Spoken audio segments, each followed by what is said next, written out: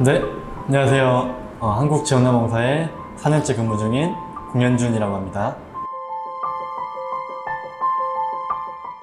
저는 처음부터 지원자봉사를 지원하게 된 건 아니고요. 저는 학창시절부터 제철 분야에 관심이 많아서 현대해철 기업이라는 한 기업만 준비를 했었어요. 그때 당시에 기계 관련 전공 자격증 15종을 취득을 했었고, 그리고 1년 4개월이라는 현대해철 인턴을 2번 정도 경험을 했었어요. 현대해철만을 위해서 엄청 열심히 준비를 했잖아요. 최종 정규직 전환 면접에서 최종 탈락이라는 인생의 첫 실패를 경험을 하게 됐어요. 그때 당시에 인턴을 하면서 정규직이 될 수 있을까? 선배들한테도 엄청 잘 보여야 되고, 이런 불안정한 고용 관계가 저로서는 엄청 불안하다고 느꼈었고, 그리고 제 주변 지인들이나 친구들이 공무원이나 공기업에 재직을 하고 있어서 안정적인 고용 관계 그리고 안정적인 삶에 대해서 추구를 하게 되더라고요. 그래서 공기업을 선택하게 됐습니다.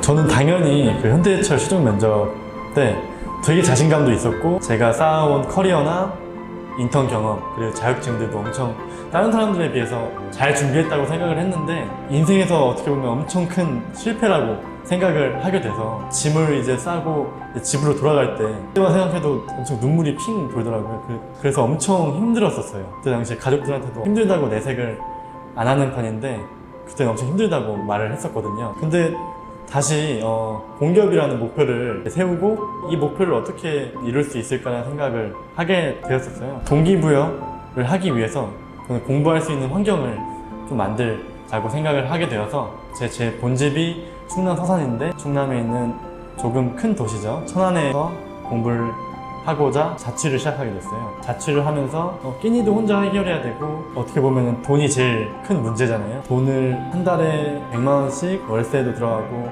식비도 들어가고 교통비도 들어가고 하면서 이런 지출에 대한 부분도 저한테 있어서 큰 어려움이 있었고, 그리고 제가 공부가 다 끝나면 밤 10시, 11시가 되는데, 저는 이제 백수잖아요. 체육복을 입고 집으로 돌아갈 때 술 마시는 메인 거리였는데, 그 술 마시는 분들은 다 자기를 풀 세팅을 했죠. 시장을 하고 술 마시는 모습을 보면서 난 이러고 있는데 되게 부럽다 라는 생각이 들더라고요. 기분이 좀 이상했어요. 저는 그때 나이가 어렸는데 되게 놀고 싶잖아요. 그래서 취업을 하면 저 사람들보다는 엄청 신나게 놀아야겠다, 이런 좀 긍정적인 것들로 좀 저를 채우려고 많이 노력을 했던 것 같아요. 네.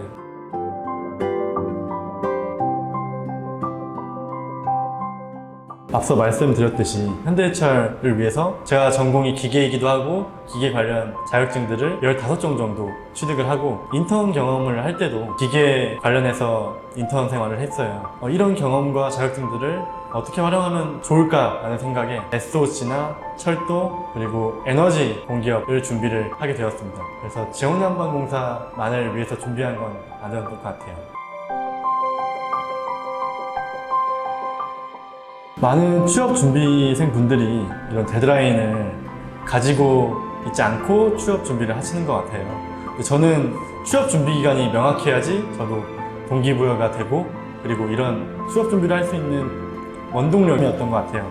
제가 취업을 준비를 이제 시작을 할 때 저는 가진 돈이 2천만 원 정도였고, 그때 당시에 인턴 생활이 종료됨으로써 실업수당을 받고 있었거든요. 그래서 딱 2,400만 원이 있었어요. 한 달에 들어가는 비용들이 다 계산을 해보니까 월에 한 100만 원 정도가 들어가더라고요. 제가 가지고 있는 돈을 모두 소모할 수 있는 시기가 딱 2년이라고 생각을 하게 되어서 딱 데드라인을 2년이라고 결정을 하게 되었습니다.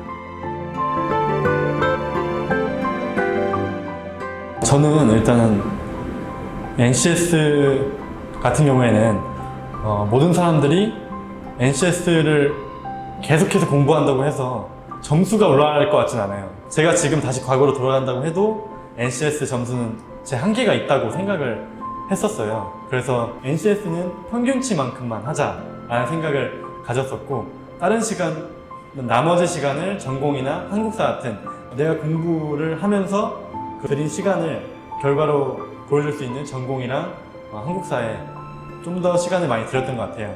공부하면서 제일 중요했던 점이 스터디를 하면서 자기가 풀었던 오답 노트, 그러니까 즉 틀렸던 문제에 대해서는 다시 짚고 넘어가시잖아요. 근데 다른 스터디에서는 자기가 맞췄던 정답에 대해서 짚고 넘어가지는 않더라고요. 내가 맞았던 정답에 대해서도 짚고 넘어가는 스타일의 스터디를 진행을 했었는데 이 부분이 제일 유효했던 것 같아요. 그 이유는 내가 이 문제에 대해서 이렇게 생각을 했었는데 저 사람은 다르게도 생각해서 이 정답에 대해서 접근을 했구나 라는 생각이 들더라고요. 그래서 저 사람은 저렇게 생각했을 때 좀 더 효율적이고 시간을 단축시킬 수 있네 라고 생각이 들더라고요. 그래서 모의고사를 푸실 때 정답에 대해서도 넘어가시지 마시고 같이 어떻게 해서 이 정답에 근접을 했을까, 어떻게 하면 빠르게 정답에 도달할 수 있을까 라는 생각도 공유하면 굉장히 좋은 공부 방법이었던 것 같아요. 제가 한국지역난방공사 이제 필기시험 때 썼던 방법인데, 저는 NCS 같은 경우에는 제가 말씀드렸다시피 제 자신이 올릴 수 있는 점수가 한계가 있다고 생각을 하게 되어서 평균치만큼만 하자라는 생각으로 40분에서 50분 정도만 NCS 시험을 할 때 시간을 할당을 했고, 나머지 시간에 전공 시험이나 한국사에 좀 더 치우치게 하시면은 좀 더 좋은 결과를 이룰 수 있다고 생각을 할 수 있었어요.